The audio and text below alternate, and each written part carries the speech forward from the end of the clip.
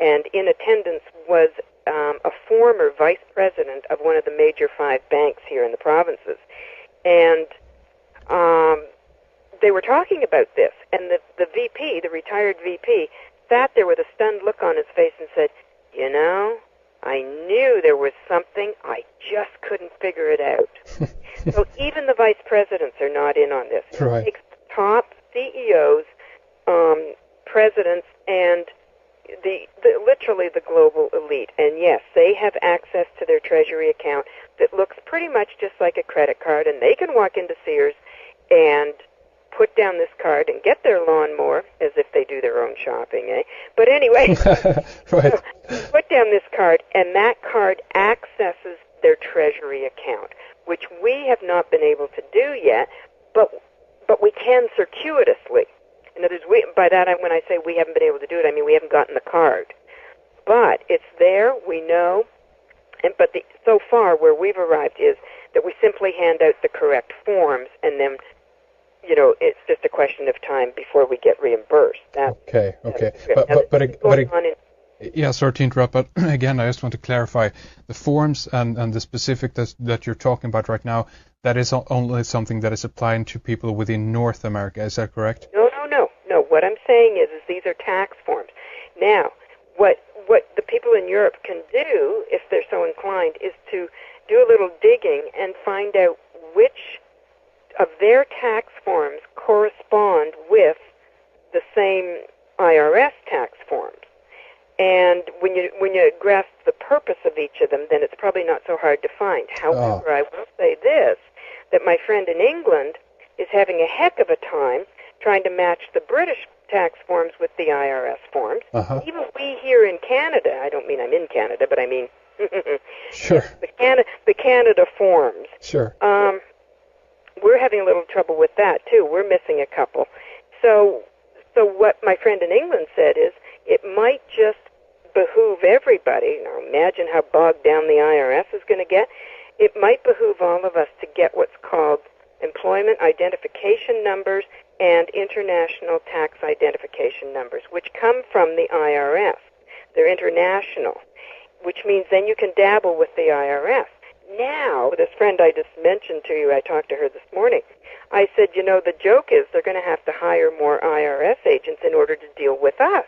And I said, but they're sure not going to tell us. And she said, oh, yes, they do tell us. It's on the news that they've had to hire more IRS agents. And I said, well, I'm surprised they would tell us. And they said, well, they said that they've hired more because they're cracking down on us. And I said, no, that's not true.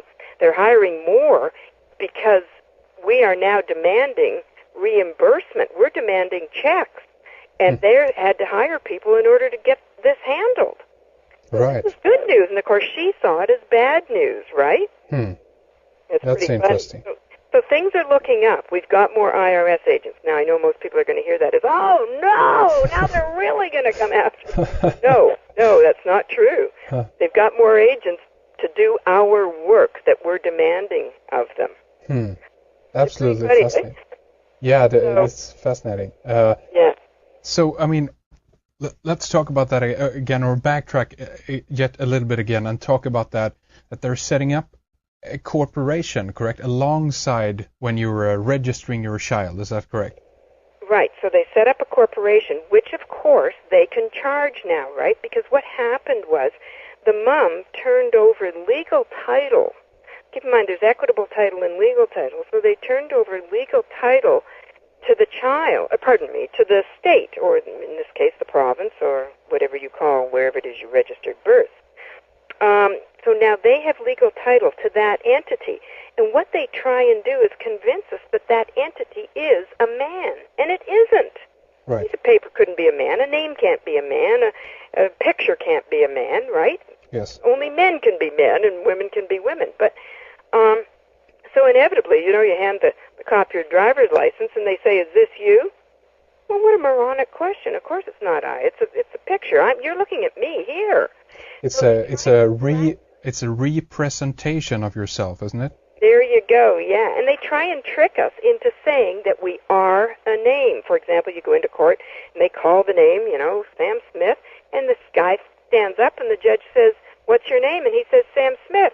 bingo, you just contracted in to being the one that got charged, when in fact it wasn't the man who got charged, it was the name that got charged, because the name is the name of a corporation. Now, if Sam Smith is smart, he'll simply say, I'm here about that matter. Well, who are you? Well, I'm the authorized representative of the name of the corporation you just called. In other words, make the distinction, because what they do right from the get-go is they try and make us believe that we are that name. And when that name gets charged, whether it's a traffic ticket or whatever, that we're it. We're not it. But we can choose to be surety. Now, for a long time, we were avoiding suretyship, simply saying, I went to court one time, I said, but that name is not I. Well, they locked me up for that, so I didn't do that again. But what I should have said, of course, is, I'm the authorized representative. You know, what's the charge? Here, I'll set it off for you. What's the problem? What's it going to take? But so they get very upset when you try and deny suretyship. Well, now what we do is we take on suretyship. So instead of saying, nope, that's not me, we now say, sure, here, I'll sign for it. What do you want? Go ahead, tell me. How much?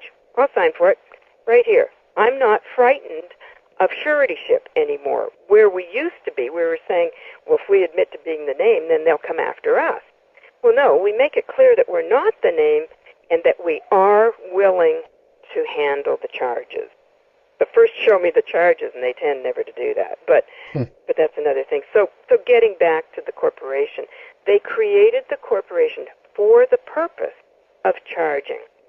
Simple as that. In order for them to create debt on the books, so that we will pay their debt. But it's their debt, not ours. Same as credit card.